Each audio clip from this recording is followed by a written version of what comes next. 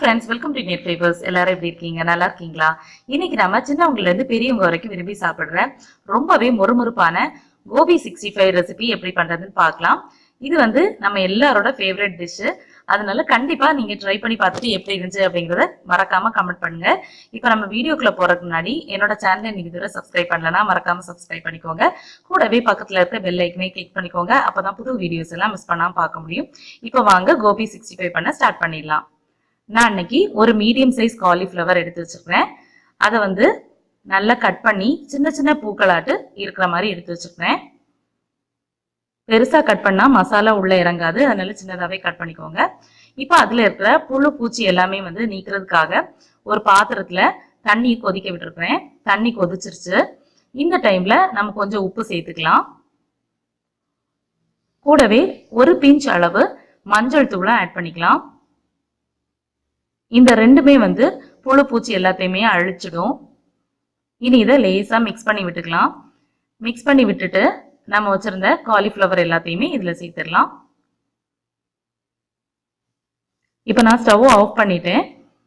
இதுல சேர்த்துட்டு அப்படியே ஒரு 5 மினிட்ஸ்க்கு இது வந்து க்ளோஸ் பண்ணி வச்சு அப்படியே விட்டுடலாம். நம்ம ரொம்ப நேரம் விட்டோம் அப்படின்னா காலிஃப்ளவர் நல்லா வெந்து குழஞ்ச மாதிரி ஆயிடும். அதுக்கப்புறம் வந்து ரெசிபி வந்து அவ்வளோ டேஸ்டா வராது.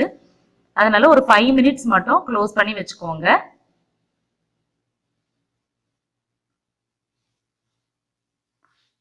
ஸோ இந்த நேரத்தில் நம்ம வந்து மசாலாவும் ரெடி பண்ணிக்கலாம். ஸோ காலிஃப்ளவருக்கு தேவையான மசாலா ரெடி பண்ணுறதுக்காக ஒரு பவுல் எடுத்து வச்சுருப்பேன். அதில் 2 டேபிள் ஸ்பூன் அளவு அரிசி மாவு ஆட் பண்ணிக்கலாம். நீங்கள் வந்து புட்டு மாவோ இல்லைன்னா இடியாப்பு மாவோ சேர்த்துக்கலாம். இதுக்கு கூடவே ஒரு 2 டேபிள் ஸ்பூன் அளவு மைதாவும் ஆட் பண்ணிக்கலாம். அடுத்தது 1 டேபிள் ஸ்பூன் அளவு சோள மாவு, அதாவது கார்ன்ஃபிளவர் ஆட் பண்ணிக்கிறேன். அடுத்தது மொறுமொறுப்புக்காக 1 டீஸ்பூன் அளவு ரவை ஆட் பண்ணிக்கிறேன். கூடவே 2 டீஸ்பூன் அளவு காஷ்மீரி மிளகாய் தூள் ஆட் பண்ணியிருக்கிறேன். நீங்கள் வந்து நார்மல் மிளகாய் தூள் கூட ஆட் பண்ணிக்கலாம்.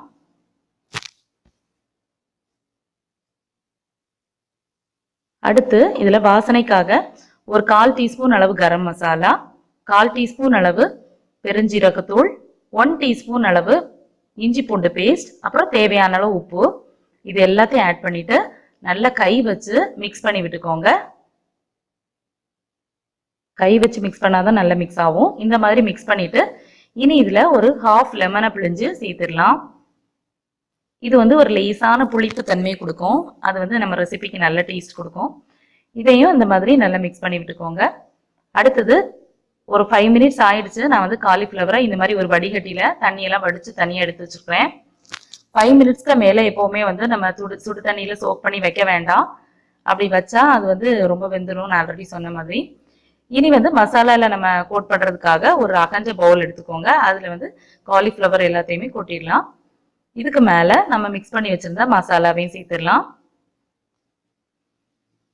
மசாலாவை சேர்த்துட்டு காலிஃப்ளவர் உடஞ்சிடாம கவனமா நம்ம வந்து மிக்ஸ் பண்ணிக்கணும். நம்ம ரொம்ப வேக வச்சுட்டோம் அப்படின்னாலும் இது வந்து மிக்ஸ் பண்ணும்போது எல்லாமே உடஞ்சு போயிடும், ஷேப் இருக்காது.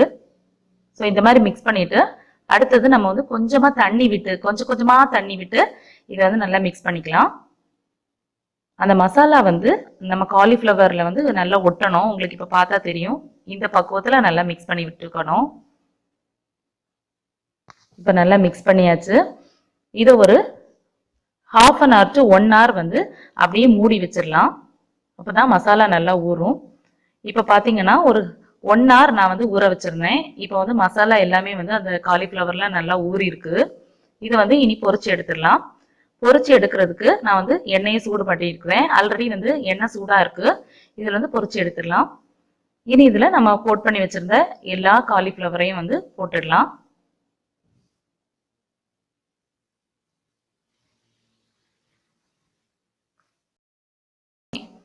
எல்லா பக்கமும் நல்லா வெந்ததும் இதை வெளியே எடுத்துடலாம். பார்த்தீங்கன்னா இது வந்து நல்லா வெந்துருச்சு. நமக்கு மசாலா வந்து உதிரவே இல்லை. ஏன்னா வந்து நம்ம கரெக்டான பக்குவத்தில் நம்ம அதை பிசைஞ்சு வச்சிருந்ததுனால தான். இனி வந்து எல்லா பேட்சையும் இந்த மாதிரி பொரிச்சு எடுத்ததுக்கு அப்புறமா கார்னிஷிங்காக 2 பச்சை மிளகாவை இதில் வந்து நல்லா ஃப்ரை பண்ணி எடுத்துக்கலாம். இது ஆப்ஷனல் தான். இதுக்கு கூடவே கொஞ்சம் கருவேப்பிலையும் நல்லா ஃப்ரை பண்ணி எடுத்துடலாம். கருவேப்பிலை வந்து நல்ல வாசனை கொடுக்கும். இப்போ பாத்தீங்கன்னா நம்மளோட சூப்பரான சுவையான மொறுமொறுப்பான கோபி 65 ரெசிபி சூப்பரா ரெடி ஆயிடுச்சுங்க. உங்க குட்டீஸும் ரொம்ப விரும்பி சாப்பிடுவாங்க, நீங்களும் விரும்பி சாப்பிடுவீங்க. இதோட சுவை வந்து வார்த்தைகளால சொல்லவே முடியாது, அவ்வளோ டேஸ்டா இருக்கும். நீங்க செஞ்சு பாருங்க, செஞ்சு பார்த்துட்டு எப்படி இருந்துச்சு அப்படிங்கறத கீழே கமெண்ட் பண்ணுங்க. இன்னொரு நல்ல வீடியோல உங்க எல்லாரையும் மீட் பண்றேன். அது வரைக்கும் பை ஃப்ரெண்ட்ஸ்.